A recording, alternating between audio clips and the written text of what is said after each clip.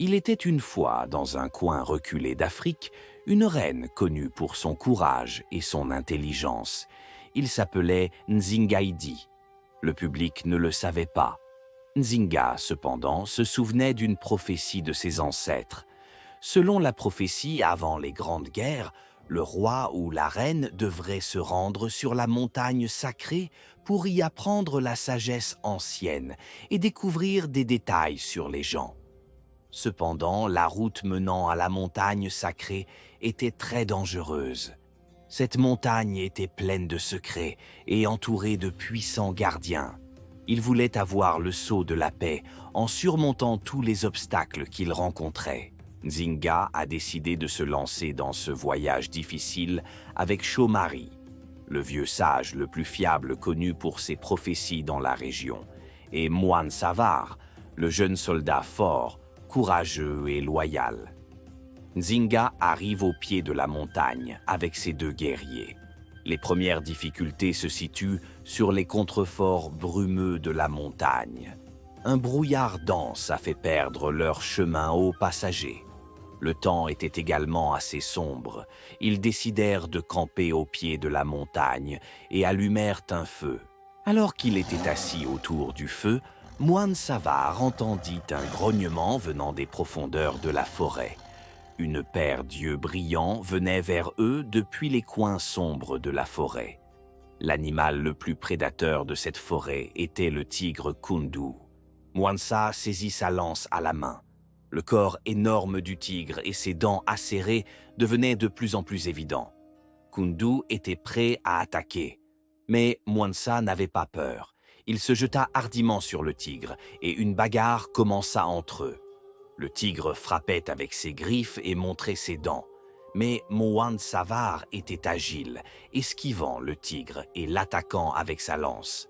Lorsqu'il se jeta sur le tigre et le renversa, Kundu resta immobile pendant un moment et disparut après avoir échappé à l'emprise de Moine Savar. Moine Savar prit une profonde inspiration, mais savait que le danger n'était pas écarté, car d'autres animaux sauvages de la forêt allaient bientôt apparaître. Après avoir vaincu Kundu, la forêt est devenue plus sombre et un vent froid a commencé à souffler. Moine Savar remarqua des ombres se déplaçant parmi les arbres autour de lui.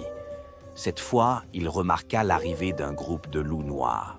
Lorsqu'un loup chargea vers Moine Savar, le jeune guerrier s'esquiva rapidement et se jeta sur le loup. Les loups l'entourèrent, mais Moine Savar ne perdit pas courage. À l'aide de sa lance, il détourna les attaques et esquiva les griffes. Moine Savar avait vaincu le chef des loups. Voyant cela, les autres loups s'enfuirent profondément dans la forêt, effrayés. La bravoure et l'invincibilité de son guerrier Moine Savar augmentèrent également le courage de Nzinga. Nzinga a continué son chemin sans baisser les bras pour sauver l'avenir de son peuple. L'ombre d'un lion apparut dans le brouillard. Ce fut le premier gardien de la montagne, Simbara. Simbara apparut devant les voyageurs comme un être puissant et sage. Il rugit et dit « Ceux qui recherchent la sagesse et le pouvoir doivent d'abord prouver le courage de leur cœur. Seuls les vrais dirigeants peuvent atteindre cette montagne. Répondez correctement à ma question, sinon vous ne passerez jamais d'ici. » Le lion a posé une sage question à Nzinga. Lorsqu'une catastrophe survient dans la forêt, le premier à sauver sera « Que se passe-t-il » Nzinga répondit sans réfléchir. « Contrairement à la croyance populaire, tu n'es pas le roi de la forêt, Simbara. Le maître le plus puissant et le plus enraciné de la forêt est l'arbre. Si l'arbre disparaît, la forêt disparaît aussi. Si la forêt disparaît, l'univers entier disparaît. C'est pourquoi je sauve l'arbre en premier. » À cette réponse, Simbara baissa la tête et leur ouvrit la voie pour passer. Nzinga et ses guerriers poursuivirent leur route. Au bout d'un moment, ils atteignirent une source d'eau et se rendirent compte qu'ils devaient la traverser à pied. Forte de la sagesse de son passé, Shomari a jeté son dévolu sur les eaux calmes. Il prit une profonde inspiration, s'inclina respectueusement devant sa reine et commença à marcher vers le lac. Il guidait sa reine avec son bâton pour atteindre la profondeur de l'eau. La froideur de l'eau pénétrait jusqu'à ses os, mais il n'avait peur. Les eaux montèrent et commencèrent à l'engloutir. Chaumarry retenait son souffle alors qu'elle s'enfonçait plus profondément dans le lac. Il y avait un silence sur l'eau. Il était confronté à une obscurité aveuglante. Mais Chaumarry savait que ce silence et cette obscurité étaient une épreuve. Après avoir nagé un moment, il sentit un mouvement au fond de l'eau, s'approcher de lui. C'était le légendaire Mubatu, dont les yeux étaient brillants et dont les écailles rayonnaient d'une lumière phosphorescente.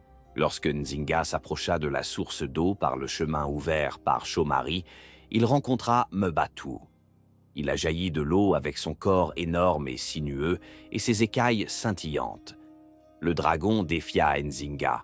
« Seul un vrai leader peut me convaincre. Si vous ne pouvez pas m'expliquer l'existence des hommes et de la nature, vous ne pouvez pas passer ici. » Nzinga prit une profonde inspiration et dit « Il y a un lien entre la nature et la nature. Personne. Le nom de ce lien est eau. Si l'eau ne coule pas, la vie s'arrête. L'eau nourrit non seulement les humains, mais tous les êtres vivants. Le devoir d'un dirigeant n'est pas seulement de protéger son peuple, mais aussi de protéger la nature. La nature et tous les êtres vivants forment un tout. » Ces paroles plurent à Mubatu, et l'eau se remit à couler. Le dragon leur donna la permission de continuer leur voyage. Nzinga et ses guerriers atteignirent finalement le sommet de la montagne. Cependant, la dernière et la plus difficile épreuve les attendait ici. Dieu Kamalu, connu comme l'esprit de la montagne. Kamalu retourna à Nzinga et dit « Une reine ou un roi ne doit pas confondre pouvoir et sagesse et doit également décider avec son cœur. Ma dernière question est la suivante. Sauvez-vous votre peuple par le combat ou par la sagesse ?» Nzinga resta silencieux pendant un moment, puis répondit « La guerre est parfois inévitable, mais un vrai leader cherche toujours les voies de la paix. La guerre doit toujours être un dernier recours. Je choisis la paix pour l'avenir du peuple. J'utilise ma sagesse et pouvoir pour l'arrivée de la paix. » En réponse, Kamalu a présenté à Nzinga un objet sacré, le sceau de la paix. Après avoir accompli toutes les épreuves de la montagne sacrée, Nzinga et ses guerriers retournèrent dans leur royaume. Les ennemis furent contraints de battre en retraite lorsqu'ils virent le sceau de la paix dans la main de Nzinga. Nzinga a vaincu l'ennemi non pas par le combat mais par la sagesse. Le nom de Nzinga perdure pour toujours en tant que puissant guerrier et leader avisé.